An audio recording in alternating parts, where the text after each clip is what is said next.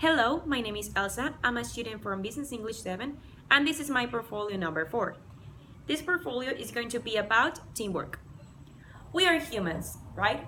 And we're always interacting with someone else because we are social animals. And why do we interact or communicate with someone else? Because we have goals. And we know that we cannot do that by ourselves, so we need others' help. And that's why we interact and treat them in some way because we want to achieve those goals. This is called teamwork, and it's a strategy commonly used to achieve common goals between people. For example, in a business, one of the goals may be to increase the profits of it, and it can be done by relocating the resources, for example, or maybe improving client service, designing new products, or improving existing ones, etc. So, as we know, teams are very useful because we all be members of a team are people who have had different education, culture, experiences, knowledge, strategies, skills, and abilities. Those differences between the members of a team can be joined and actually be a new idea, innovative, and that can be useful in many different ways. For example, when a business is developing a project, it could involve an engineer student, a business student, and a design student. And this could be to develop an application. We are now in the era of communication and technology, and those could be a great example of how different disciplines could be joined in order to do an innovative product. So, teamwork are effective just if there are two main aspects involved on it. The first is the communication and interaction. There has to be a lot of respect, and we have to be very open-minded to listen different ideas, because we all tend to think that we have the power and that our ideas are the best. But hey, guess what?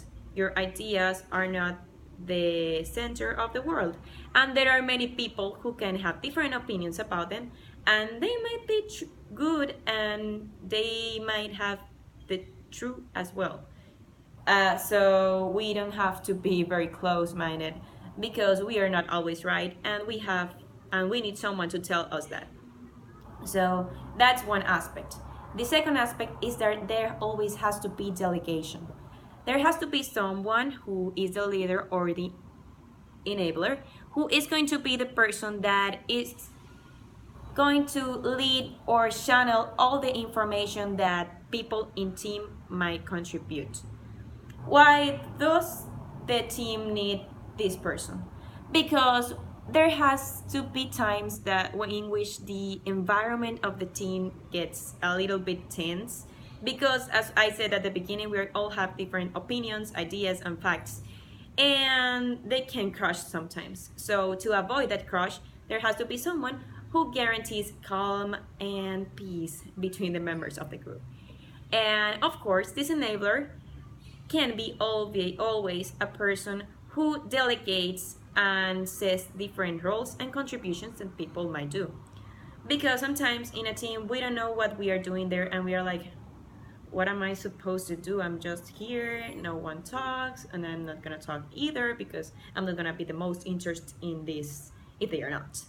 So it is important that each member of a team knows what they have to do, what they are meant to do, why they are doing that, who they are doing that to, and of course what they need to bring and in which time do they develop this. So to conclude, I can say that in order to have the best teamwork as possible, there has to be respect, there has to be an environment in which each person has to participate, because sometimes conversations between a group tend to be monopolized, and some people tend to think that they have the reason and others not. So respect is very important, and tolerance, of course.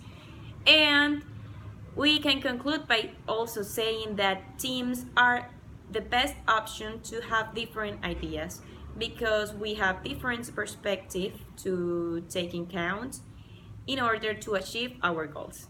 Thanks.